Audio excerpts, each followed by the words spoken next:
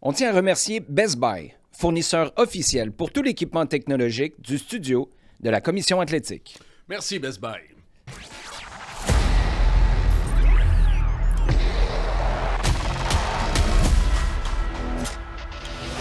fond des filets.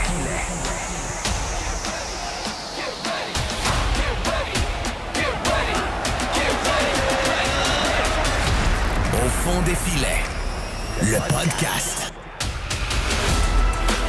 Je suis content de te retrouver. Mais hein? Puis là, on est au début du mois de décembre et je pensais jamais dire ça, mais les deux, on a fait notre arbre de Noël en fin de semaine. on est tellement... C'est comme notre cycle lunaire. Ouais. Je veux pas avoir de l'air de trop d'un mononcle, là, mais nos cycles s'accordent. Tu veux-tu avoir l'air de mon oncle pour vrai? Dis donc à tout le monde ce que tu t'en vas faire ce soir. Jacob. C'est le fait... Jacob, il rit, mais Jacob, c'est un amateur de musique. Tu viendrais Justement. avec moi? On est 5 boys. On est des bros. 5 bros. On s'en va... Tu y vas-tu en tuxedo? It's cello time, bitch. Non, c'est le festival Bach en ce moment. Et la chapelle de Notre-Dame Bon Secours présente un spécial de violoncelle sur Bach. Alors, on s'en va là. Yes! Après, on va prendre des shooters. des shooters, des ailes, puis de la bière, des chicken wings, puis de la bière. Du Goldschlager. On va, après ça, bumper sur cello Bach. Puis après ça, je sais pas ce que la nuit va nous réserver, mais ça va être ça mon programme. Voilà. C'est l'idée de qui, ça? C'est de Luc Bro. Mais moi, je suis... Écoute, Tu vas-tu... Non, mais sans blague. Tu vas vraiment en parler? Tu vas-tu souvent voir des shows de musique classique? Oui. Parce que à la maison symphonique, mon gars, là, on voulait aller là, puis finalement, ça n'a pas fonctionné. Puis c'était le festival de Bach. C'était un cover de Nirvana qui est à la maison symphonique à la place. C'est quoi j'appelle ça le festival de Bach, là, mais je l'ai dans mes courriels. C'est le... Attends une minute. Ouais, Festival Bach Montréal. Yeah! Bach Montréal, les boys. Mais aller à la maison symphonique. Es-tu déjà allé à la maison symphonique? Il y a combien d'albums Bach? Plusieurs. Ben, écoute, Bach, c'est probablement le musicien le plus respecté de l'histoire de la musique. Pour de vrai. Objectivement, si... C'est pas Chris Martin, ça? Non, mais si tu... Ouais, hey, Chris Martin est juste en dessous. Non, mais déjà... Attends une minute, là. Puis on prend du temps pour rien dans ce podcast-là, mais t'es-tu déjà allé à la maison symphonique? Je suis peut-être déjà passé à côté. M'a t'amené. C'est beau, puis c'est bon. Ouais. Mais on peut-y aller comme pour visiter un stade? J'ai une petite recette. Non. On va faire un spectacle, on va s'asseoir. Je vais écouter de la musique. Je suis pas intéressé à ta recette. recette. Je vais même te faire une présentation avant, parce que c'est intéressant. Puis, tu vas bénéficier du petit cocktail Freddy avant. Parce que un petit peu cocktail aussi. C'est ça le plaisir. Ça fait longtemps que j'ai arrêté le Bros. Goldschlager. On apportera aussi... J'apporterai dans mes poches des chicken wings. C'est juste du violoncelle, tout le long? Ce soir, oui, je pense que oui. Mais de toute façon, c'est un super grand classique. Je te l'ai fait jouer tout à l'heure, tu l'as reconnu. Puis vous avez recruté 3 autres personnes. 5 autres. Oui, mais ça. Je suis impressionné. C'est pour ça qu'il y a le fun à faire. Ivan Bros. Oui, justement. C'est sûr que vos blondes vous croient pas. Tu penses que... Mais non, mais j'hésite. Mon chandail d'Iron Maiden... Vous allez virer à Vegas. On s'en va écouter du violoncelle dans le vieux. Il n'y a pas une de vos blondes qui vous croit. Ils sont sur le gun. Parce qu'elles savent que justement, on va revenir avec des femmes à la maison de 75 ans et plus, probablement. Mais écoute. Ouais. Bon, c'est... OK. Mais je sens que tu veux venir, là. Non. Il reste peut-être des billets. Non, je respecte. Ça, c'est dans la même catégorie que le jazz, là. En 2025... Ah, j'ai pensé à toi, en tout cas. J'ai pensé à toi parce que dans le dictionnaire du chiller... On a-tu le temps? On a le temps. Fuck off. Le dictionnaire du chiller... C'est quoi, le chiller? Jérôme 50. C'est un gars qui fait de la musique aussi, mais qui est un linguiste. Puis il a décidé de répertorier tout ce que les jeunes disent aussi. C'est un dictionnaire des chill, des plus jeunes, la génération de notre bon Jacob ici à la mise en onde. Ouais. Et puis, jazz... Je veux juste te dire que tu as déjà participé à un YOLO Tour. Oui. On va y aller mollo sur c'est la génération à Jacob. Mais ça, c'est une autre génération. C'est une génération qui est morte ou ridiculisée constamment. Qu'est-ce qu'il y a écrit? Jazz, ça veut dire plate. Ah, ce party-là était jazz. Ou... ouais. I rest my case. Je t'apporterai. Je vais peut-être l'acheter même, ce dictionnaire du chiller, pour cadeau de Noël. OK. On va le mettre en dessous de ton sapin. question. On va envoyer ça dans l'univers, puis on va commencer après. Je suis tanné de parler de rien d'autre. Il y a un de nous deux qui a un sapin naturel, puis il y a une de deux qui a un sapin artificiel. Qui est qui? Qui est qui? OK. Vous répondez sur Twitter. Je pense que c'est le gagnant. Je pense que c'est facile. Ça mérite un ornement. Ah oui, tu penses? Non? Pas mal Je trouve que justement, la question vient avec plein de présupposés. Qui est naturel, qui est artificiel, entre toi et moi? Écoute, je sais pas, j'ai hâte de voir. Parce que ça demande une trame narrative, du moins de se faire une conception de chacun. Puis tout ça, le dévoilement se fait à notre épisode de Noël au lendemain de la finale de MLS Cup la semaine prochaine. Yes, ça y est, samedi prochain, 4h. Vas-tu l'écouter? Le match? Ouais. On le présente à RDS. Oh, yes, tu vas le décrire? Présente, non, je décris pas, c'est Claudine et Jean qui décrivent. Nice, Moi, j'anime le panel. Avec le bon Pat Bernier. Yes. Je sais. Et Vendré aussi, si je me trompe. Je devrais tous vous envoyer des cadeaux avant le match. C'est ça, je vais Une mettre petite ça. robe de chambre pour tout le monde. La metteriez-vous en ondes si je vous achetais chacun une robe de chambre? Nous autres, on fait notre préparation comme Julie Snyder avant un show. Non, Tu mais nous vois tous nous promener à RDS en robe de chambre. Oui, mais oui, pourquoi pas? C'est mon cadeau. OK, c'est super gentil. J'aimerais ça vous donner un cadeau que vous pourriez porter en ondes. Le feriez-vous? Une amulette? Une amulette? En tout cas. Hey, tu m'as demandé depuis tout à l'heure qu'est-ce que j'ai fait dernièrement, qu'est-ce que j'ai fait. Ouais. Ce que j'ai eu, puis ça va rentrer direct dans le vif du sujet. Il y a quelqu'un de l'UQAM, ça m'arrive souvent, en fait, je sais pas si ça t'arrive, mais des universitaires qui m'appellent, ou du moins, je participe à des cours, puis ça me fait toujours relativement plaisir. Là, je répondais à un article qu'ils devaient produire le jour même sur une nouvelle structure du CF Montréal. Puis, je peux dire son prénom, je pense. Je ne vais pas vendre de punch. C'est sûr. Hans. Hey, je m'attendais pas à ça. Hans? J'allais dire, c'est sûr que c'est pas un nom composé. Composé. Ça n'existe plus, ça, les noms composés. Ah non? Tu as remarqué? Il n'y a pas de nom composé dans la classe de ton gars, là.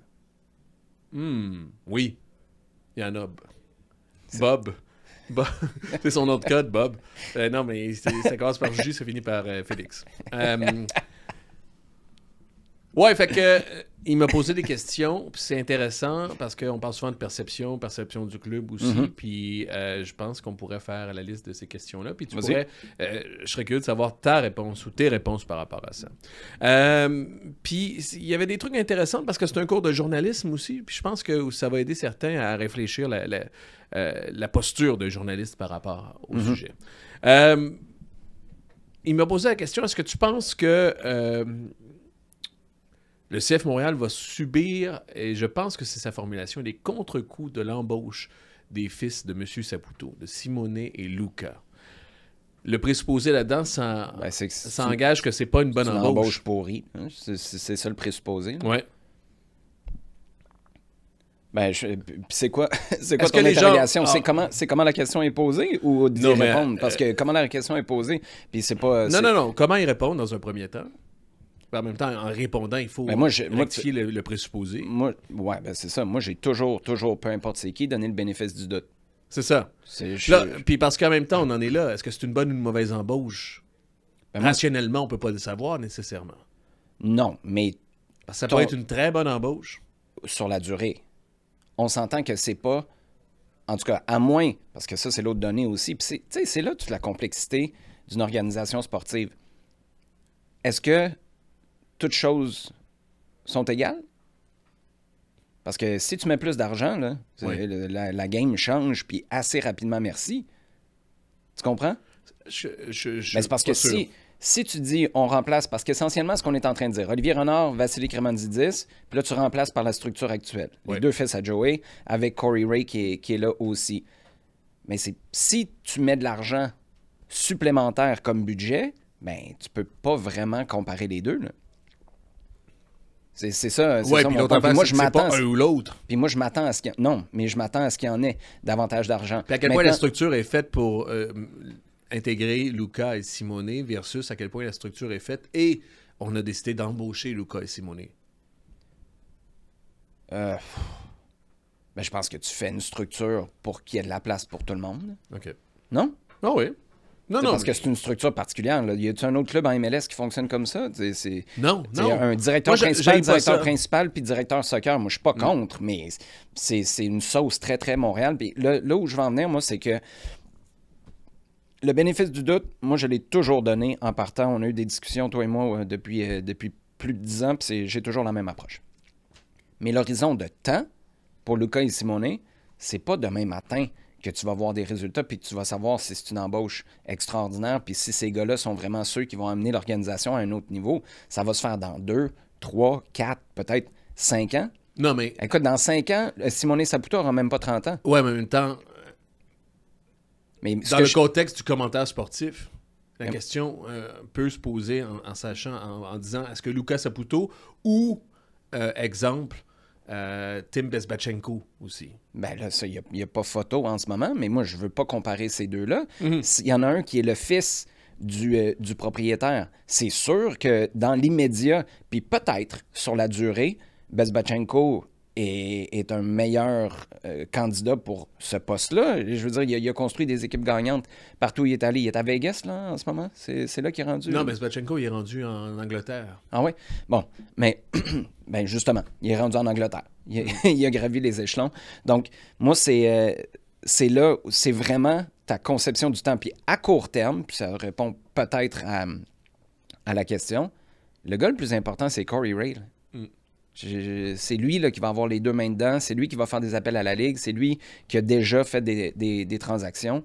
Pour moi, je ne sais pas si ça répond à la question ou non, mais c'est lui qui est un peu, pas le paratonnerre, mais... Tu sais, puis l'autre truc, puis je pense que ça va être... là où tu peux subir les contre-coups de leur nomination, c'est si tu les sors jamais. Là, en termes de perception, puis ils peuvent faire un travail extraordinaire. En termes de perception, je pense que ce ne sera pas bon. On a fait la demande, j'en ai parlé la semaine dernière. Finalement, ça a été... ils ont décliné l'offre. Refusé. Ouais, c'est ça. Ils ont décliné. Ils ont dit non, merci. On a dit, c'est ça, on a dit pour le moment, mais je me souviens pas si j'en parlais ici. Ça va être ultra important, comment ils vont gérer l'accessibilité à... pas seulement les deux fils Saputo, mais à Corey Ray aussi. Parce que là, ces gars-là sont verts dans leur job. J'ai pas de problème avec ça. Mais ils sont verts aussi dans leur communication. Est-ce que tu les sors? Si tu les sors, t'es mieux de les sortir plus tôt que tard. Parce que là, en ce moment, le terrain est libre. Là. Il n'y a pas de gros dossiers à régler. Il n'y a pas de tempête. Il n'y a pas de feu à éteindre. Puis c'est là où je pense que les répétitions de sortir puis de communiquer sont importantes. Si tu les sors jamais, les gens vont commencer à penser que c'est opaque. On va avoir l'impression de revenir à un Impact de Montréal qui était très difficile à cerner et où tu ne savais pas trop qui prenait quelle décision, qui était imputable de quoi. Puis la dernière chose que tu pourrais faire, c'est juste pas les sortir là, mais les sortir le jour où tu as vraiment besoin parce que justement, il y a un dossier qui est trop gros puis tu décides de les sortir. Et là...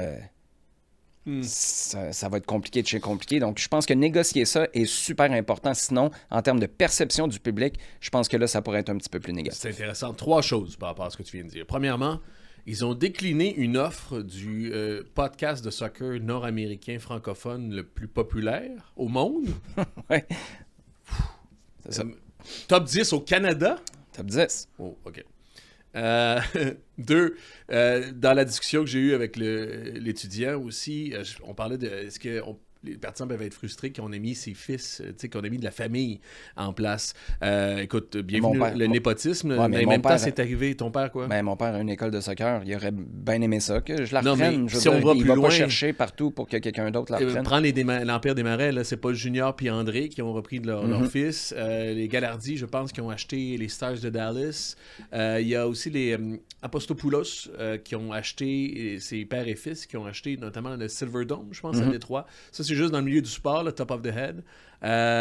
J'ai pensé même à Saint-Hubert. Saint-Hubert, ils ont vendu des intérêts ontariens, ça, quelque temps, mais il y avait une espèce de... il n'a pas vendu à sa fille, M. Léger, je pense, de Saint-Hubert, je ne me rappelle plus. Je sais pas. Peut-être que je me trompe, bref. Il n'a pas vendu à sa fille. Ça, c'est bref, on est c'est totalement leur droit aussi, c'est une entreprise privée aussi, puis c'est pas la première fois que ça arrive, il y a plein d'incidences. Je ne veux pas dire que c'est correct ou c'est bien ou pas bien, je veux juste que ça arrive, puis c'est dans une certaine mesure normale. L'autre chose, puis ça, c'est un point de vue assez intéressant dont on n'a pas parlé, une analyse aussi, et qui milite en leur faveur aussi, puis à leur embauche aussi à Luca et Simone. C'est-à-dire qu'ils font partie de la génération, la Gen Z, qu'on appelle en anglais. Puis ça, c'est des nouvelles nouvelle frontière du sport professionnel. La Gen Z, c'est vraiment la génération de 27 ans et moins présentement. C'est 97 à 2012 à peu près, les gens qui sont nés là-dedans. Puis on se rend compte qu'il n'y a pas beaucoup de joueurs aux tables de décision, aux tables de propriétaires, aux tables où il y a des capitaux. Il n'y a pas beaucoup de joueurs qui sont Gen Z parce qu'ils n'ont pas l'argent en général pour y Surtout être. dans le sport. Là. Oui, c'est ça. Puis parce que ce sont surtout des plus vieux qui y sont. Bref, ils vont peut-être apporter justement une sensibilité qui va aider Montréal à se propulser, ou du moins à continuer puis à s'amener dans la nouvelle génération de personnes. Parce que ça, c'est vraiment, vraiment un enjeu qui embrasse les différentes... je veux dire, les différents clubs, mais les différentes ligues aussi. Regarde ce qu'ils font, notamment la NFL avec leurs broadcasts alternatifs où ils font de la glu, là, c'est Nicolas Dehaene, je ne me rappelle plus. Bref, écoute, c'est parce que il y a une étude de l'Université de la Colombie-Britannique. Est-ce que je peux te dire ça? Ça va-tu arrête-moi quand ça t'emmerde, là. Mais ils ont fait des études sur les... tu m'arrêtes pas, là, tu fais juste ronfler. La Gen Z, la génération Z, ceux qui se sont déclarés passionnés de sport, 23% comparé à 42% pour les milléniaux, puis la génération X qui est un peu avant nous même, 33%. Alors il y a vraiment une déclinaison de comment on consomme le sport, puis comment on l'aime aussi. Il y a beaucoup de jeunes de la génération qui le consomment en ligne, qui le consomment en petits bouts. Il y a des gens qui ont des opinions sur le sport, mais qui n'ont pas vu un Christine match de l'année. Écoute, de cette génération-là, il y a moins de 50%. En fait, il y a plus de 50% qui sont jamais allés dans un stade ou dans un événement live de sport aussi. Bref, c'est une des frontières du sport professionnel. Puis, Simone et Luca font partie de cette génération-là, puis ils seront à la table de décision. Ben, il y a une question de coût aussi, je pense, dans tout ça. Là, Montréal, c'est peut-être un peu différent parce que c'est plus accessible qu'ailleurs, mais j'étais au Centre Bell pour un show d'humour dernièrement. Il n'y avait pas beaucoup de jeunes là. Ça coûte une beurrée. Les événements live coûtent vraiment plus cher. Puis c'est là où ça va être intéressant de voir comment le CF Montréal est capable de se positionner parce que ça reste relativement accessible d'aller voir un match du CF Montréal par rapport à d'autres sports, là, que ce soit à Montréal ou ailleurs. Je te promets de checker combien de Gen Z va être dans la salle ce soir pour Bach. Bach! Je peux pas croire. Vous êtes 5 en plus. MLS Next Pro aussi. Étiez-vous 6 puis il y a quelqu'un qui n'a pas voulu y aller? On était 5. C'est un groupe qui joue au poker aussi. Vous jouez au poker puis vous écoutez du groupe de poker. C'est mes bros de poker. Hey, ça, cette playlist-là doit être pas pendant extraordinaire. qu'on joue au poker, nécessairement. Vous écoutez quoi quand vous jouez au poker? Là-dedans, il y a un critique de musique qui écrivait pour le Guardian, puis qui est réputé aussi, puis qui était un romancier à succès, qui a gagné le Giller's Prize. Pour ceux qui connaissent le milieu de la littérature anglophone particulièrement, c'est it's the shit. Bref. Il y en a un autre qui travaillait pour Vice. Vice, c'était cool à l'époque. Qu'est-ce qui est arrivé à Vice? Le gars Matheson qui criait tout le temps en faisant ils ont harcelé des gens dans le... Pas vrai? Ah oui, il y a des gros problèmes. Écoute, tu sais pas? Non. Hein? Vice, entre autres, il y a eu des problèmes internes de gestion puis de... Bon. Ouais. OK. Je veux pas aller trop loin parce que... Mais bon. MLS Next Pro. Là aussi, il a eu c'est intéressant, il a eu une formulation assez catégorique par rapport au discours de Gabriel Gervais face à l'équipe MLS Next Pro, en disant, en mettant dos à dos, et il n'y a pas tort, mais c'est plus nuancé, je pense, dos à dos, le fait que l'équipe n'est pas d'équipe MLS, de club MLS Next Pro, c'est-à-dire une des deux seules en MLS encore à ce jour, versus une équipe qui se dit de développement aussi. Je pense qu'il a utilisé le mot contradictoire ou antinomique, je ne suis pas sûr, un des deux. Qu'est-ce que tu en penses, toi? Ben, c'est contradictoire à 100%. Ouais? Mais voyons. Ton objectif, c'est d'être un moteur de rêve pour les Québécois, de les former, qui jouent. Bref, tu veux faire des Mathieu Choignard, OK? En série. C'est ça ton objectif. Puis tu n'as pas l'outil qui te permet de maximiser les chances d'amener à maturité tout le travail que tu as fait avant. Puis je comprends là, qu'il y a de l'investissement là-dedans. Ça coûte relativement cher, là, parce que c'est une autre équipe pro que tu Dans l'idéal, il y en aurait une. Dans le sens que... C'est pas dans l'idéal. Dans la cohérence, il y en aurait une. Puis il n'y en a pas une parce qu'on veut pas dépenser. C'est ça? Ouais, je comprends, mais... Non, mais c'est ça, d'après toi. Ben non, mais c'est pas d'après moi, c'est ça Gabriel Gervais. Ouais. Il a dit financièrement, Ça fait pas de sens. Ça n'a aucun bon sens. OK, mais tu pourras jamais avoir les moyens de tes ambitions puis mener à terme ces ambitions-là à la hauteur de ce que je pense que tu es capable de faire si tu n'as pas de MLS Next Pro. Ça n'arrivera pas parce qu'il y a tellement de facteurs. Attends, D'abord, mais tu te fais pas voir. Tu sais, en MLS Next Pro, quand tu es prêté en CPL, là, d'abord, moi, j'y crois pas à ce format-là. Il est où le joueur de champ qui a réussi, qui a été prêté à quelque part, que ce soit en CPL principalement ou aux États-Unis, qui est revenu puis qui a réussi, comme les deux seuls, sauf erreur, qui ont réussi, deux gardiens, Jonathan Sirois puis James Pantemis. Pantemis est rendu à Portland. Sean Rea, non? Il a réussi où? En fait, il a joué 6 matchs, puis après ça, on ne l'a jamais revu. Ouais. C'est pas réussir, ça, là. Il n'y a pas un gars. Ça commence à faire longtemps, là. Ça fait quoi? Ça fait 3-4 ans? En même temps, le contre-argument à la MLS Next Pro existe depuis 2022. Oui. Nomme-moi quelqu'un à MLS Next Pro qui a vraiment fonctionné ou qui a un succès. Mo Farsi, Patrick Schulte à Columbus. Ouais. Tu as un paquet de gars qui jouent pro puis qui ont fait l'ascenseur entre la première équipe et la deuxième. L'autre élément, là, Sunusi Ibrahim, il ne jouerait pas, lui, en MLS Next Pro. Il serait Laurent Courtois, parce qu'on pense juste à faire progresser les jeunes, mais tu as les gars qui reviennent de blessure, les attaquants qui vont nulle part, là, puis qui ont besoin de prendre confiance. À Frifa, qui était avec la sélection canadienne, a joué une couple de matchs à MLS Next Pro. Bright, à Miami, a joué là-bas. Leva, bref. Moi, il n'y a jamais personne qui va... Puis je peux pas m'obstiner avec qui que ce soit, c'est pas mon argent.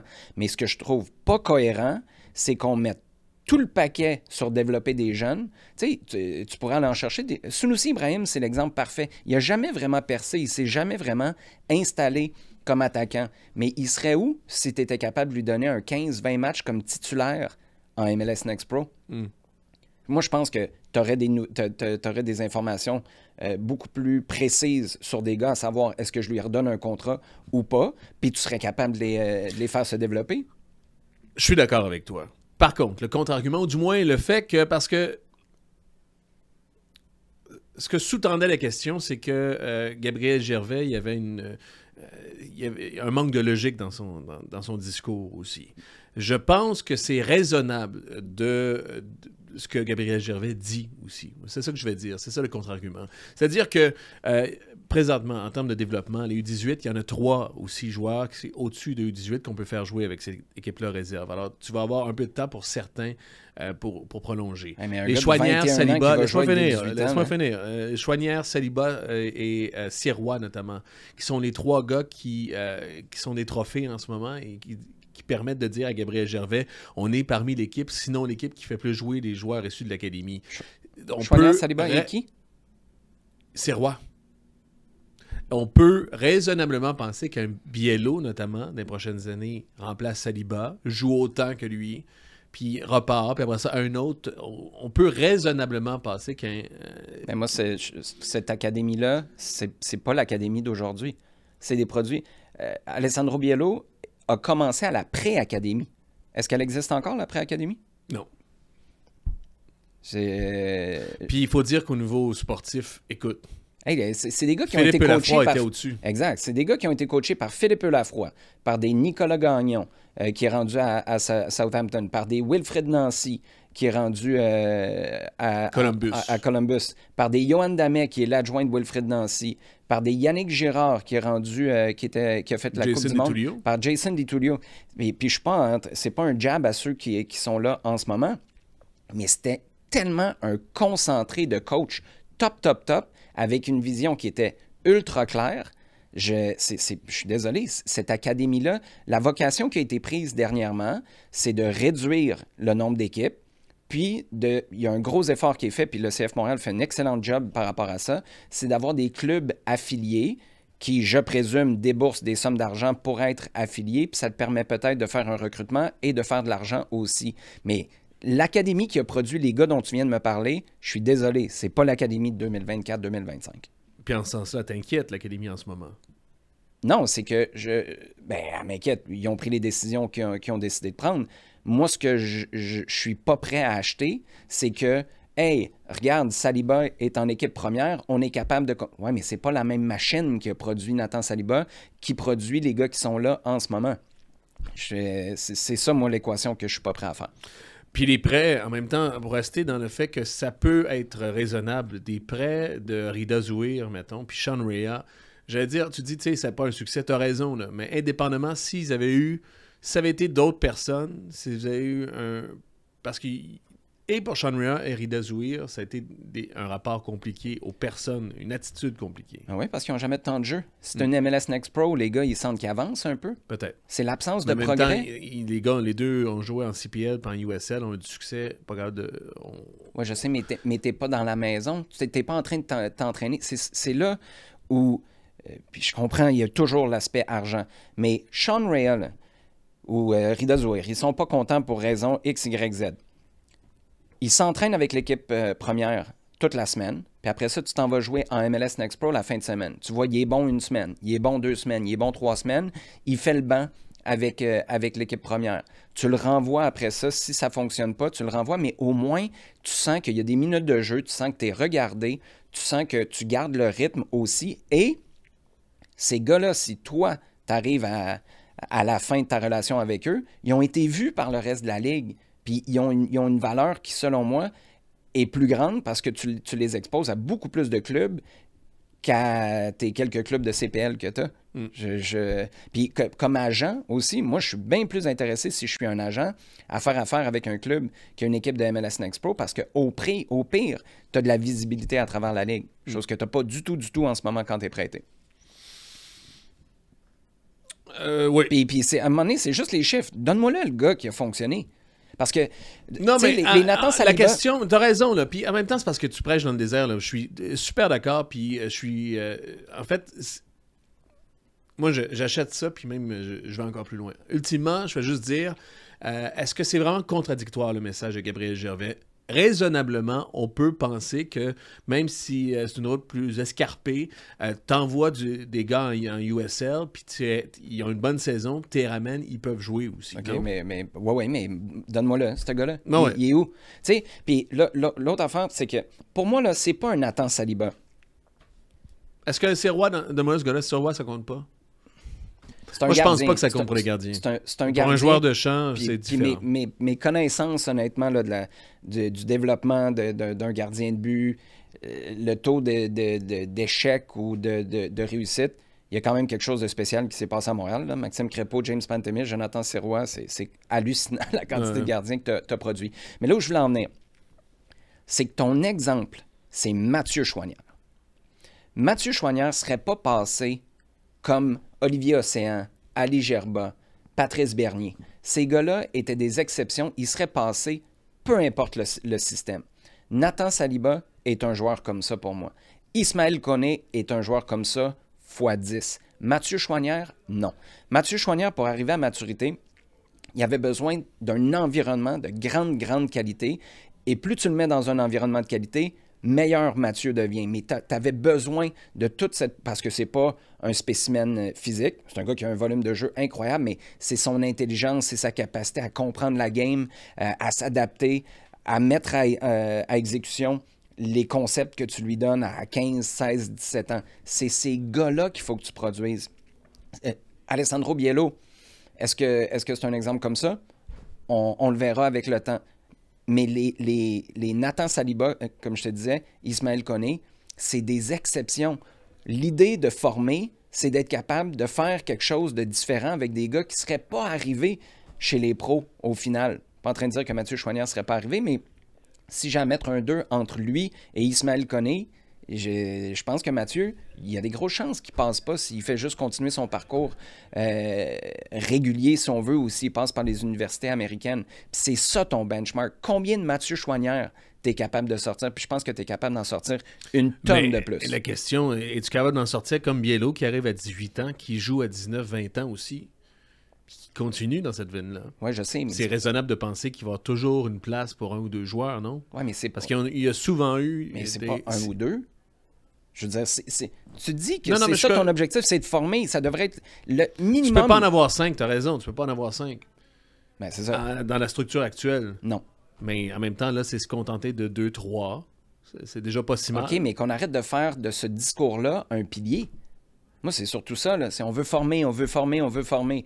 Mais le tremplin, tu sais, puis à la limite, si tu me dis que ces kids-là sont tellement bons qu'à 18 ans, ils sont tout de suite capables de faire le saut.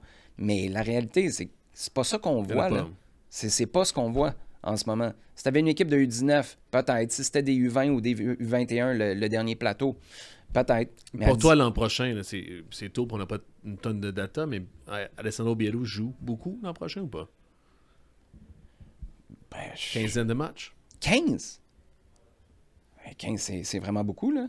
Pas dès le départ, là. Du banc. Ouais. 3-4 départs. Ben, j'ai de la misère. Moi, ils vont aller recruter un milieu de terrain, là. Non? Probablement. Ça veut dire que toi, tu recules, théoriquement. Piet, Saliba vont commencer. Je sais pas. S'ils jouent 15 matchs l'an prochain, mais c'est un gros step, là. Tu passes de 0, là. Il n'a pas joué en 1 an, à 15 matchs MLS. Moi, c'est là où... Et puis il est fort entre les deux oreilles, là, de ce que je comprends, Alessandro Biello, mais c'est beaucoup lui en demander. Tu passes de 0 à 150 000 à l'heure, comme ça. Oui, mais non. 15 matchs, pas beaucoup. Si on parle de minutes, là. À 19 ans. Moi, c'est parce que j'ai Victor Ulloa, notamment, en tête. Tu sais, d'ailleurs, tu te rappelles-tu de ce joueur-là? Il a signé les 2 ou 3 premières années, il n'a pas joué. L'année d'après, il a joué 34 matchs d'un coup aussi. Oui, mais il joue avec une réserve, lui. Ouais. Mais c'est ça. C'est ça mon point. Si tu as la MLS Next Pro puis que tu le fais jouer des bouts de match, j'ai pas de problème. Mais il va rentrer pourquoi? 15, 20 minutes, 15 fois dans l'année? Non, mais dans la structure... Non, mais tu as raison. Mais dans la structure dont je te parle en ce moment, c'est là que je vais en venir. Dans la structure où je te parle en ce moment, il jouera pas 34 matchs ailleurs. Il va jouer 3 matchs là, 10 matchs en sélection sur l'année. Je sais. Moins de 23 ans. Fait que faut que tu le forces, là, à mon année.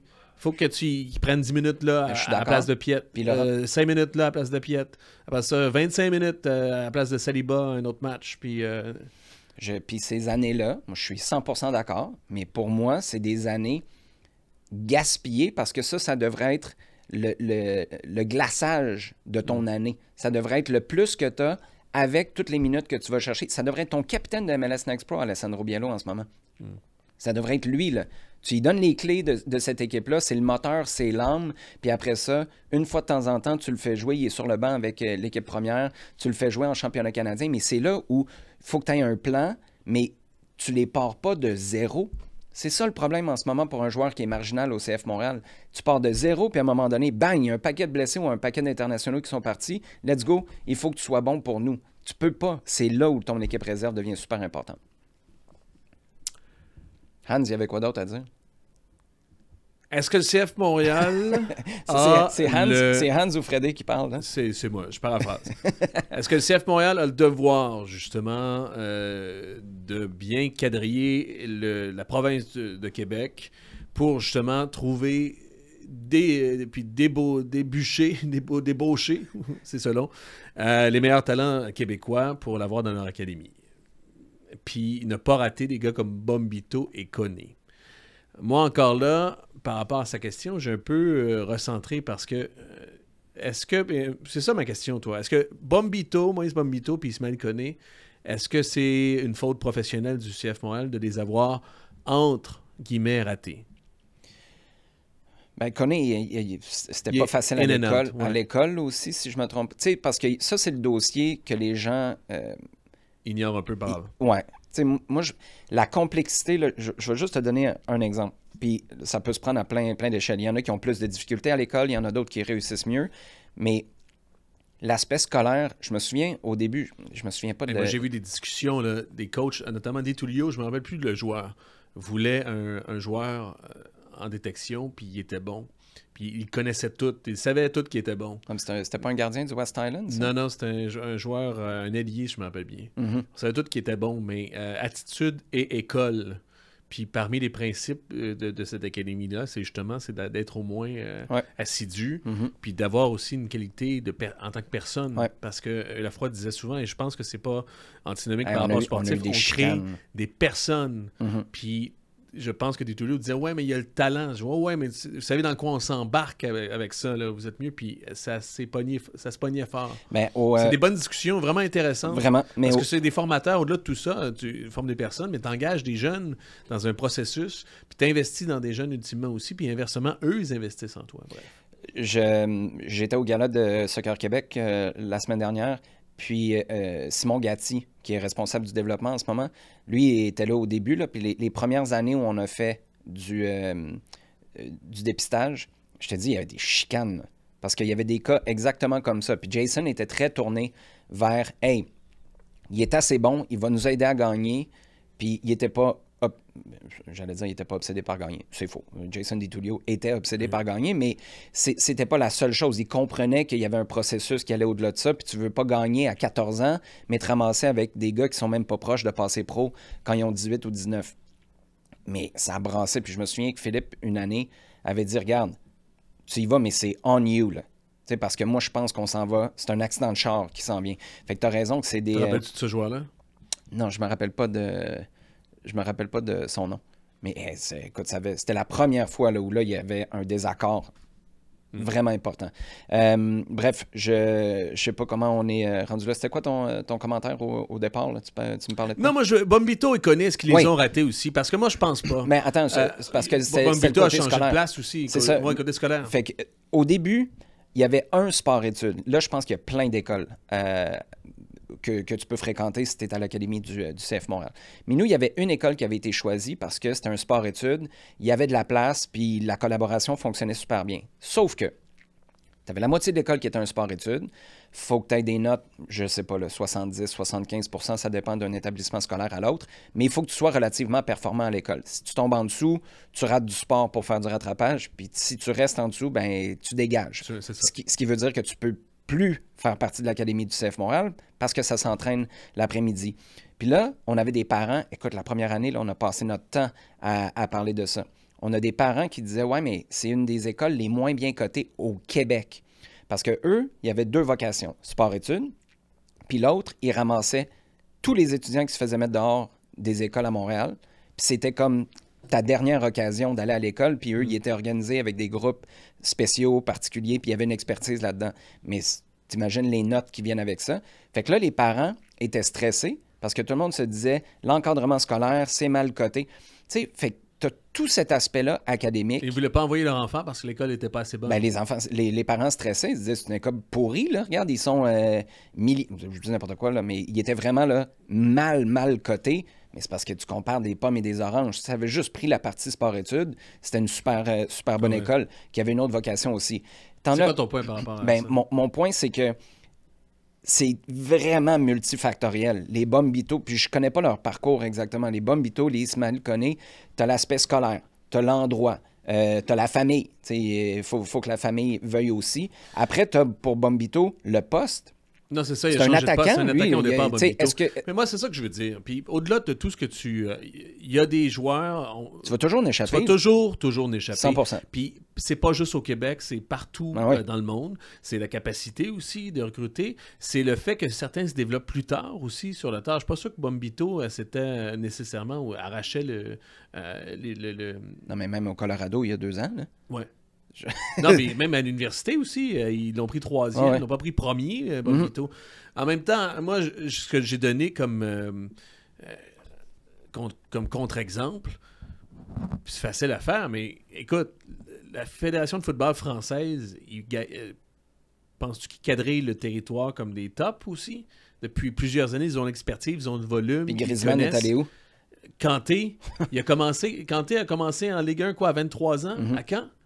Griezmann est parti. À Metz, à 21 ans. Ah ouais. Puis il n'a pas été aussi garagiste à mon année, Ribéry. Il a la face pour. Puis il s'est pogné dans un autre en tout cas. Bref, ça arrive, mon point aussi. Ça arrive qu'on va en perdre pour le CF Montréal. Je pense à Jason Beaulieu aussi, qui est parti à mon année. Ouais. qui était... Puis ça, c'est un gardien de but aussi. Il n'y a pas beaucoup... Au Nouveau-Mexique. Puis il est revenu. Mhm. Puis c'est possible, ça aussi. Fait qu'en termes de développement, il y a cette idée-là aussi qui est pas... Ouais, En même temps, tu laisses... mais Moïse on Bombito a reviendra pas continué à là-dessus. jouer. Ouais. Moïse Bombito, il n'a pas poireauté 2 ans, 3 ans à juste s'entraîner avec les Rapids du Colorado. Il a joué. Il a joué. Il a joué, il a joué dans son parcours scolaire. Il a joué. Ouais. Puis c'est là la différence, je pense, parce que moi, je suis allé faire un match il y a 14-15 mois à peu près, fin de saison dernière. Au Colorado, là, c'était pas la meilleure affaire depuis le pain tranché à ce moment-là. Moïse Bombito, c'est vraiment cette année que ça vient d'arriver. Ouais. Mais c'est le rythme que tu gardes pour éventuellement exploser à 23-24. Si à 23-24, tu fais juste commencer à avoir du temps de jeu régulièrement par rapport à quelqu'un d'autre qui est à côté, ou avoir du temps de jeu en MLS, quand l'alternative, c'est rien, c'est là où ça ne peut pas fonctionner. OK, c'est moi qui continue là-dessus? Il était-tu mécanicien pour vrai? Je pense que oui. Il n'a pas travaillé dans un garage ou dans un truc de mécanique. Je sais pas. Je fais des blagues, là, mais pas pour vrai. Franck Ribéry. Hey, je veux juste donner, parce que ça, c'est mon département, conseil aux jeunes journalistes et aux journalistes en général qui nous écoutent. Quand tu mets dans ta question, mais là, Olivier, les gens disent... C'est qui? Les gens, c'est ça, c'est qui? Premièrement, C'est faites pas ça. C'est pas juste les journalistes. Olivier Renard faisait ça. Là. Puis moi, Oui, c'était Olivier Renard faisait ça. J'ai beaucoup d'admiration pour Renard, mais ça, c'était un des irritants. Là. Les gens... C'est qui les gens disent? Parce que ça devient n'importe quoi. Premièrement, c'est-tu des tweets sur Twitter? C'est-tu... parce que Twitter, en passant, c'est 16% de la population. À ce que je comprends, qui sont sur Twitter aux dernières nouvelles. Je sais pas si mes chiffres sont exacts. Puis, reste à voir qui tu suis sur Twitter, qui tu suis, puis qui ton algorithme te donne aussi. Parce qu'en ce moment, j'ai beaucoup de... moi, sur mon Twitter, j'ai beaucoup de batailles et de filles qui se montrent les bongos. Fait que je sais pas si ça parle Pour de vrai? moi ou de mon algorithme. Là. Oui. T'as pas trouvé que l'algorithme a changé depuis quelques années? Hey, là, c'est pas après nous avoir sorti ça que tu vas me parler de l'algorithme. Là. Ouais. Moi, je vois beaucoup de pandas passer. Ah oui? C'est vraiment cool de regarder un panda. T'as jamais regardé des Non. vidéos de pandas qui se Peut-être plantent? que je regarde trop. Hey, sérieusement, là, Moi, je suis un bro, moi. pour la santé mentale. Ah ouais, t'es un bro. Tu sais, va violoncelle.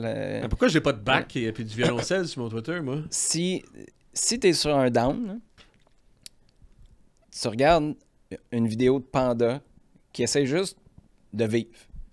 Ah ouais? C'est une des affaires les plus divertissantes au monde. Aux journalistes et aux jeunes journalistes qui nous écoutent, Jacob, qui a déjà fait un cours de journalisme, là, quand vous dites dans votre question, les gens disent reformuler, ça va vous permettre justement de mieux réfléchir à votre idée puis d'avoir une meilleure question, assurément. Ben moi, Assurément. j'ai eu cet échange-là avec Joey. Saputo? Ben oui. J'allais le voir. Quand est-ce que tu as vu Joey Saputo? On euh, l'a pas vu à... non, mais c'était au moment, je pense que c'était le dévoilement du nouveau logo OK. au Centre Nutrilait. OK. Quoi? Oh oui, OK, d'accord. Puis non, j'étais allé le voir parce que c'était... Joey, les gens disent. C'était au lendemain du passage de Joey Saputo, Gabriel Gervais au tailgate.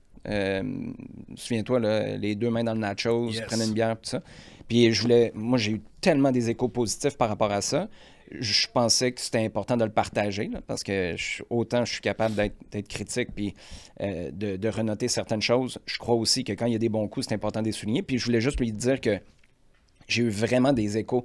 Tu sais, moi, il y a quelqu'un, j'oublie c'est qui, là, mais c'est un des membres du 1642 qui m'a dit, tu sais, moi, j'ai pris une bière avec Joey Saputo aujourd'hui, là. Tu sais, puis c'est comme si ça computait pas dans sa tête. C'était vraiment un gros moment. Puis je voulais juste m'assurer que c'était pas pris pour acquis, tu sais, qu'ils saisissent à quel point ça avait été bien reçu. Puis vite, ça dérape sur... ben ouais, c'est ça, tu sais, il y en a des bons coups parce que, tu sais, dans les médias, ça focus toujours sur... J'ai dit, wow, comment ça focus toujours sur le négatif, tu sais. Puis j'y avais dit, littéralement, mais c'est quoi dans mon... Parce que moi, tu me mets là-dedans, là. C'est quoi dans mon travail? Puis à la limite, s'il y a un élément en particulier, parfait, puis on en discute. Puis la réponse avait été, non, mais tu sais, pas toi, mais... Pas toi, le exact. Mais ça, pour moi, je suis d'accord avec toi. Tu peux pas faire une déclaration comme celle-là comme point de départ sans me dire c'est de qui, parce que tout le monde a droit à son opinion. Mais c'est pas toutes les opinions qui sont égales, qui ont la même valeur. Si Vincent Destouches me dit quelque chose, puis si un supporter me dit le contraire, ben OK, mais appuyez vos faits. Moi, j'ai l'impression que Vincent va vraiment être nuancé. Ce ne sera pas juste du feeling, dans le fond. Puis ça, je pense qu'on a peut-être un petit peu perdu cette idée-là. Puis je le répète, là, tout le monde a droit à son opinion. Mais c'est pas vrai qu'elles valent toutes la même chose. Puis c'est pour ça qu'à la base, dis-moi, on parle de qui? Parce que si c'est quelqu'un dans son demi-sous-sol sur Twitter qui a 14 ans, ben, je suis désolé. Là, Reformuler. Vous allez mieux réfléchir à votre idée et à votre question, puis vous allez avoir quelque chose de plus efficace. Voilà le conseil aux jeunes journalistes aujourd'hui. Mais je répète, là, c'est pas juste les journalistes. Là.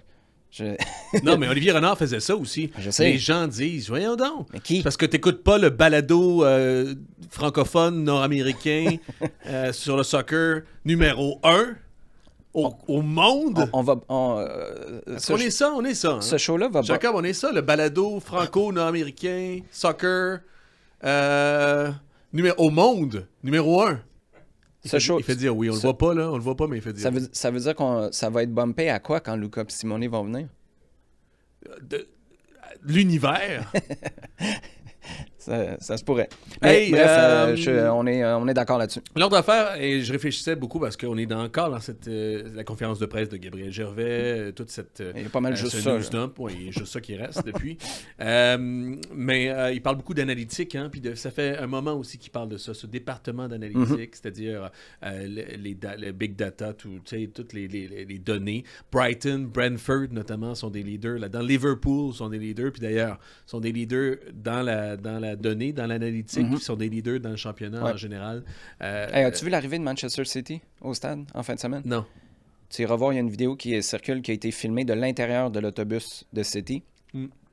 S'ils se font pas garrocher 150 canettes de bière écoute, tu vois rien, il y a des fumigènes partout, bref. C'est quoi le rapport avec l'analytique? Non, mais je te parle juste de Liverpool parce que tu dis qu'ils sont meneurs au championnat. Puis ça m'a fait penser à leur arrivée. Peut-être que c'était dans le data en disant si tu pitches la bière sur l'adversaire, à partir de 120 canettes, là tu le joues dans la tête. Ça fait combien de canettes pour décoller une équipe adverse? OK. Oh, faut pas que je sacre. Hein.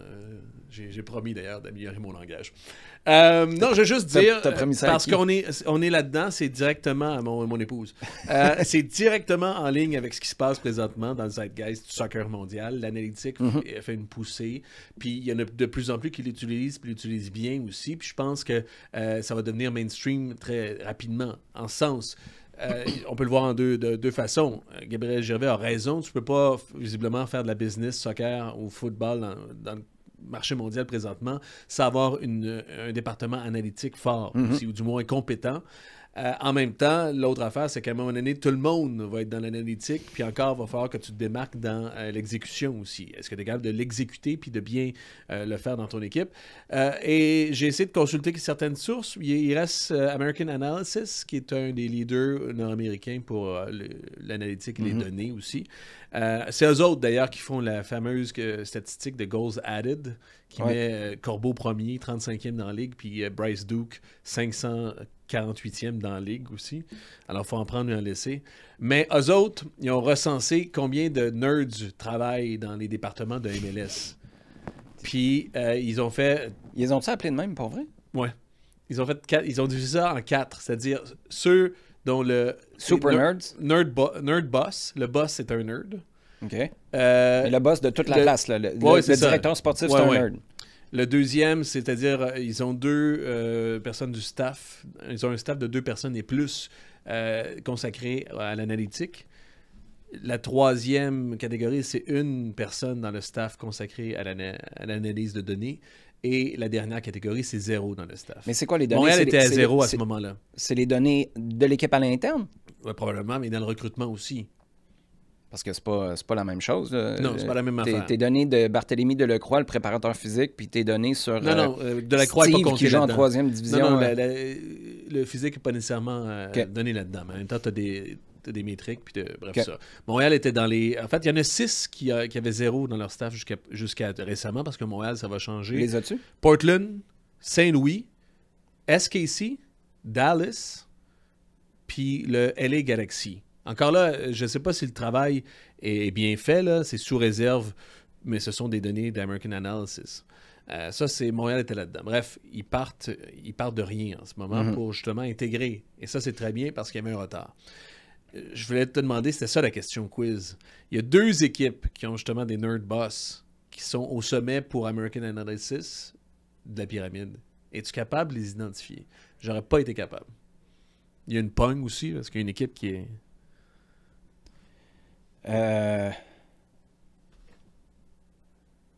Toronto FC, es-tu là-dedans? Non. Toronto est dans C'est-tu les des bonnes 16. équipes? En fait, 2 équipes ont le nerd boss, ont le boss qui est vraiment vient d'analytique. 16 ont des staffs conséquents de 2 personnes et plus. 6 en ont 1, puis 0 en avait...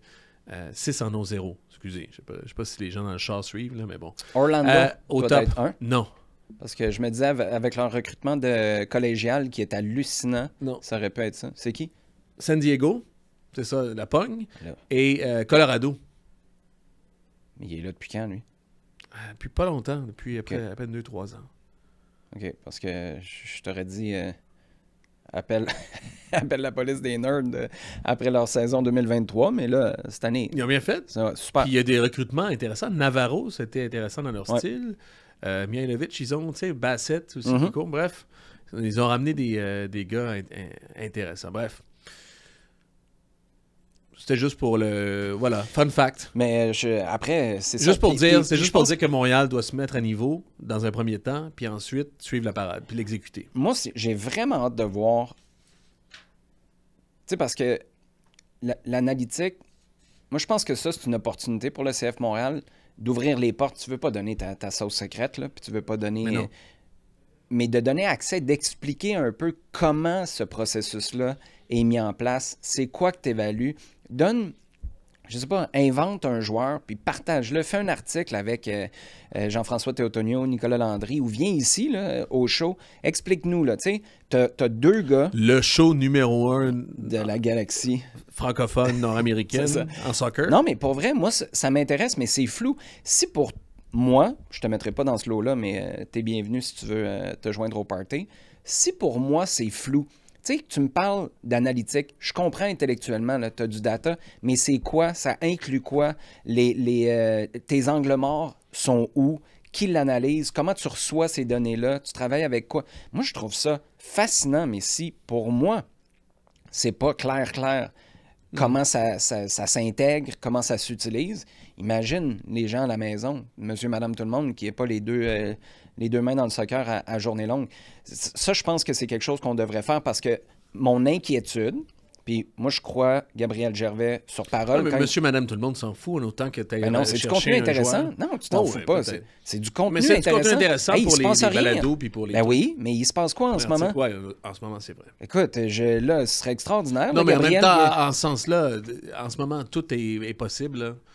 Un article oui. de fond sur que fait Saliba dans ses vacances ou n'importe Non, tu sais. c'est pas la même affaire. là. Il y en a un qui est d'actualité, l'autre, c'est faire du contenu pour faire du contenu. Puis je suis pas contre ça. Ah, peut-être. Mais là, hey, moi, toi, t'es pas capable de me dire là en ce moment, là, c'est qui? Comment tu reçois le data? Comment tu le traites? C'est quoi que tu cherches? Tu vas, tu sais, à quel point Non, tu mais dis, moi, la on en grosse a- affaire, c'est est-ce qu'on est capable de justement, de bien s'arrimer avec Bologne? Parce que Bologne, ce que je comprends aussi, c'est que tu as des marqueurs aussi, tu as des choses, et je reviens à l'article de Mathias Vanal, Samuel Sumegi disait « Hey, il y a un gars de USL, la deuxième division nord-américaine qui est pas nécessairement très compétitive, le gars jouait mal dans son club de USL. On l'a quand même recruté parce que Ouais. dans nos datas, ça nous disait que lui, il va fonctionner chez nous. Ouais, je comprends ça, mais c'est quoi ton data? C'est Mais quoi? ça, c'est Puis- une question. puis- Est-ce que tu peux le qu'est- dire? qu'est-ce Mais que moi, tu- est-ce que c'est le même Bologne puis Montréal aussi? Non, mais c'est pour ça que je te dis, invente-moi un joueur, là. Puis après ça, invente-moi. Change toutes tes données, mais viens nous expliquer ça. Parce que pourquoi tu serais sur la USL 2? Moi, en ce moment, mais peut-être que c'est normal. Pour le bargain, parce qu'on en est là. Ouais, mais fait que tu vas C'est des investir ton potentiels, temps parce à recruter qu'au-delà, en c'est du USL poste formateur à Montréal. Puis on parlait, l'affaire de ce qu'on n'a pas dit depuis, puis ce que j'ai déjà dit depuis longtemps, c'est que Montréal n'est pas un club formateur, c'est un club post-formateur. Il va chercher des gars, leur succès, c'est des Mihailovic qui ne jouent pas ailleurs, puis ils vont les faire éclore aussi. Puis c'est ça le secret présentement de Montréal, puis c'est là-dedans qu'il faut rester bon aussi. C'est là-dedans, Moi, quand tu disais le gars le plus intéressant, pas le d'MLS plus Next Pro, tu vas te important, planter sur bien des gars. Ouais, mais c'est Corey Ray. Ouais, mais il y en a plein qui vont tomber comme ça et qui sont disponibles encore cette année. On a fait une liste, puis on pourra peut-être refaire la liste à un moment donné, mais il y a des joueurs comme ça qui ont du potentiel, qui vont, au fur et à mesure aussi que la Ligue va s'améliorer, quand des gars comme Miami, quand Charlotte vont chercher un joueur désigné, puis poussent un milieu qui avait du talent à côté, ou un joueur issu de leur centre de formation, qui a joué quelques matchs déjà. Bryce Duke, c'était un peu ça aussi. Il jouait.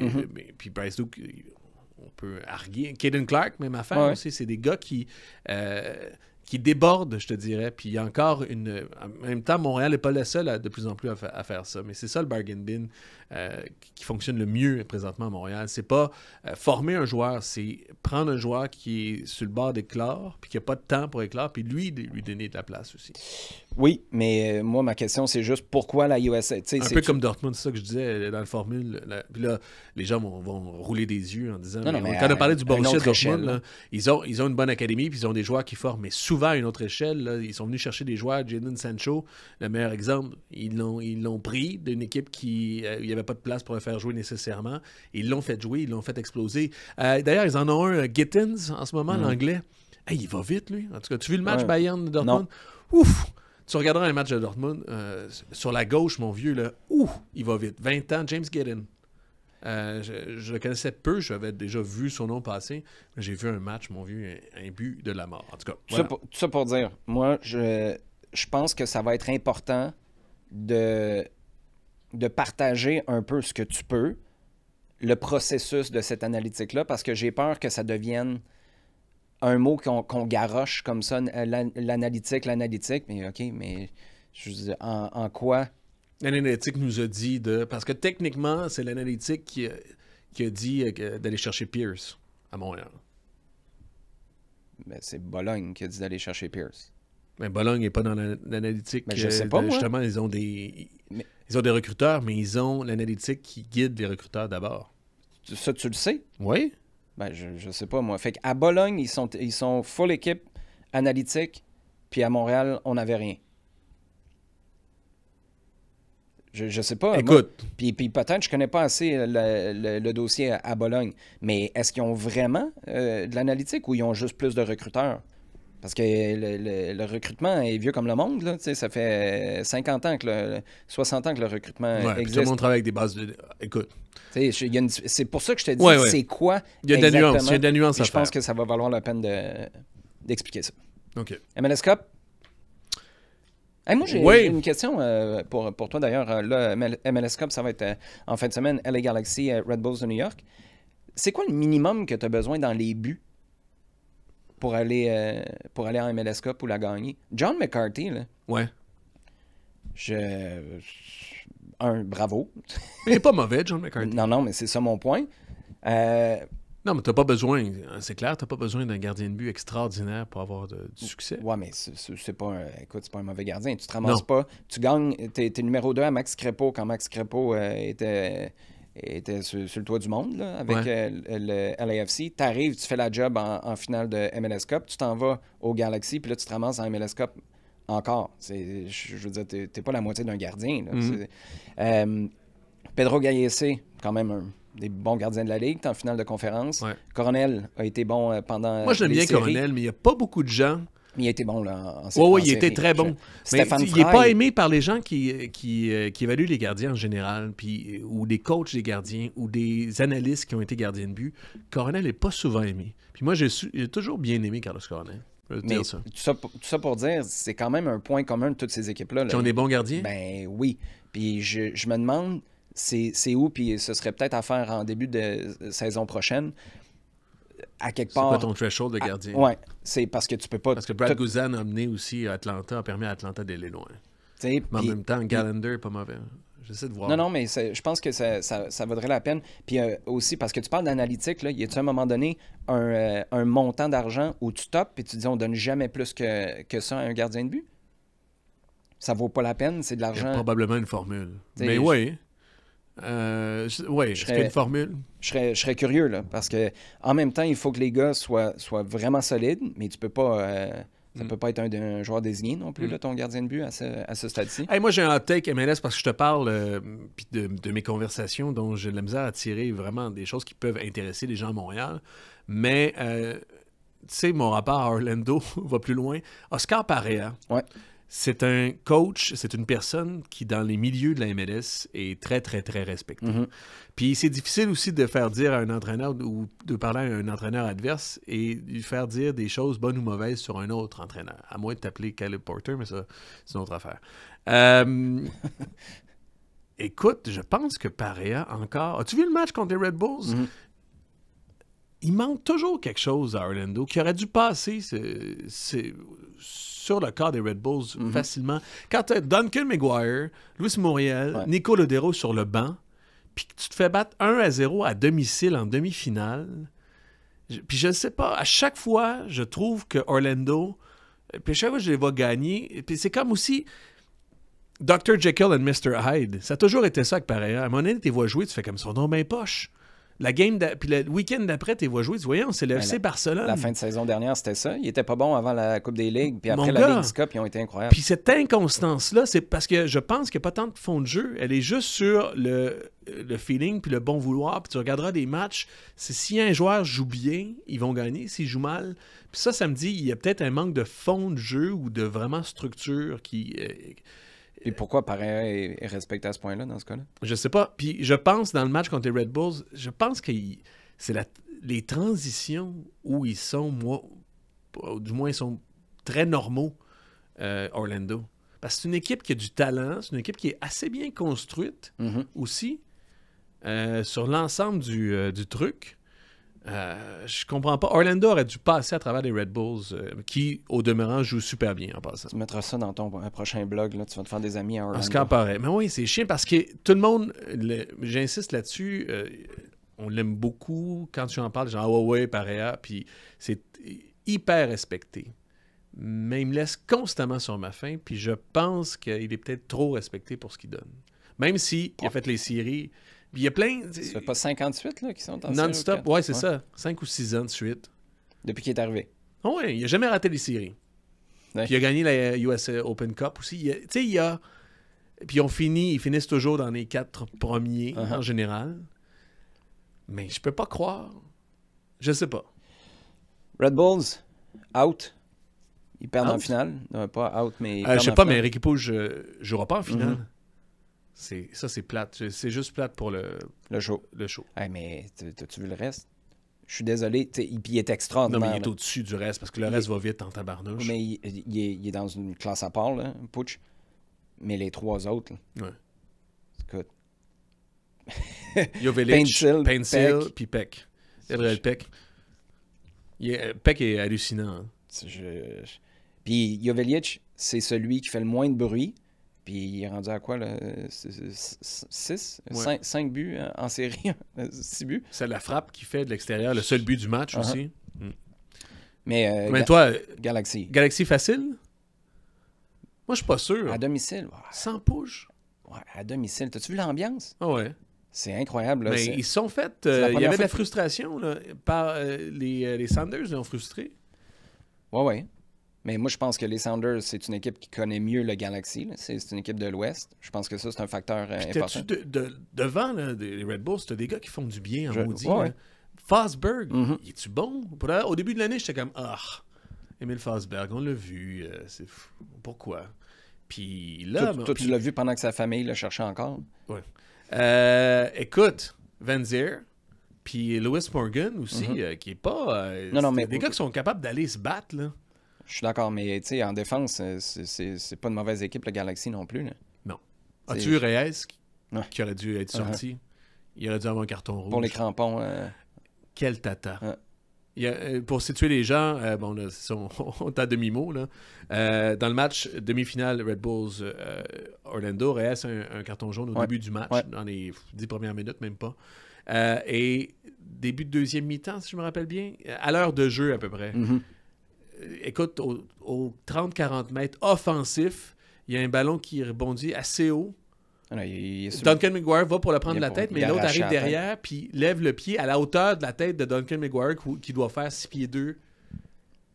L'arbitre, c'était... Non, c'est pas Fisher, c'était... L'arbitre le savait. C'est juste pour ça que tu y donnes pas, là. Mais c'est ça. Parce que c'était un rouge. C'était un jaune, en fait. C'est pas un rouge, mais c'était un deuxième jaune direct. 100%. Puis c'est lui qui marque. Ah oui, c'est lui qui avait marqué déjà. Mais c'est lui qui aurait dû être sorti. Puis Sandro Schwartz, ça n'a pas pris 2 minutes. Il est allé chercher son défenseur central. Il a fait, OK, c'est beau. Là, mon nono, t'es sur une petite... Ça tient qu'à un fil. Fait qu'on va te sortir au PS. Puis on va te... Mon gars... On va te donner un poster de Nelson Rivas. Aïe. En tout cas. Mais Galaxy, là-bas, ouais? L'ambiance, Galaxy gagne ça. Ouais, moi, je le dis depuis le début, puis je les avais en finale dès le début aussi, les Galaxy. Puis moi, ça remonte à l'an dernier. Tu sais, c'est des cycles. On parlait de cycles aussi. Il y en a qui disaient 3 ans. Je pense qu'on a des cycles de 2 ans, 2 ans et demi. Eux, c'était 10. Ouais, non, mais l'an passé, ils ont mis... ça jouait bien aussi, c'était clair. Ils n'ont pas fait les séries. Mais moi, toute l'année, dans le podcast 11 Montréal, je disais, ils vont faire des séries, ça joue trop bien, c'est trop... Puis c'est Greg Vanney aussi, je pense, c'est dans son style. Là, cette année, ils ont pris les bénéfices, ils ont récolté les bénéfices de tout ça. 4e finale quand même, hein, Vanney. Mais je serais prêt à faire à prendre les Red Bulls. C'est quoi le maximum de... Du 2 pour 1, Non, c'est le Galaxy qui gagne ça. Là. Sur RDS, dès 15h30. C'est quoi le plus grand nombre de finales qu'un 15h30 coach... ou 16h, il me semble que c'est 16h. OK, 16h. Ah oui, il doit y avoir 15 minutes. Plus grand nombre de finales qui ont été... plus grand nombre de présences en finale de Coupe MLS par un entraîneur, ce serait quoi? Ce serait Bruce Arena? Ouais, probablement. Ce serait Bruce combien? en a gagné 5 ou 6? Il en a gagné 5. Non, il n'en a pas gagné 5, mais il en a gagné au moins 3. Vanney, 4. Et plus, il était là à l'époque. Il doit commencer à être dans un club assez select, merci. Là. Aïe. Ça, là, avant de poser cette question, on va revenir la semaine prochaine. Ben écoute, là, je peux pas... J'ai l'air de quoi? Les gens ils disent, ils savent même pas quel entraîneur... on va revenir avec ça la semaine prochaine. Okay. Avec un échange de cadeaux. Qu'est-ce qu'on fait la semaine prochaine? Ça va être notre dernier avant Noël. On prend les questions. Prévu? On prend-tu des questions? Si les gens ont des questions? D'accord. Si vous avez des questions, vous pouvez nous envoyer ça sur quoi? Sur un média? Sur la chaîne YouTube. Sur la chaîne YouTube. Vous allez au bas de notre épisode de cette semaine. Vous posez vos questions. Ça va être la dernière chance que vous avez de poser vos questions avant qu'on revienne. Toute la semaine. Là. Au mois de juin 2025. Exact.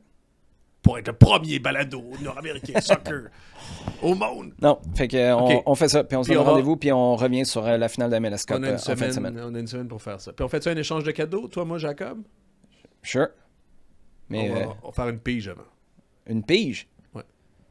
Ça, c'est Secret... Tu piger Jacob ou moi? Y a-tu une famille qui garde les Secret Santa dans la vie? Ben oui. Qui? Moi, tout le monde dans mon entourage sait qui a choisi qui dans sa famille. Ça n'a aucun sens. C'est juste c'est pas de secret. C'est juste Santa. On arrête là-dessus? Hey, la magie Noël. Bon violoncelle, là, ça va être super. Yes, yeah, bro. Super le fun.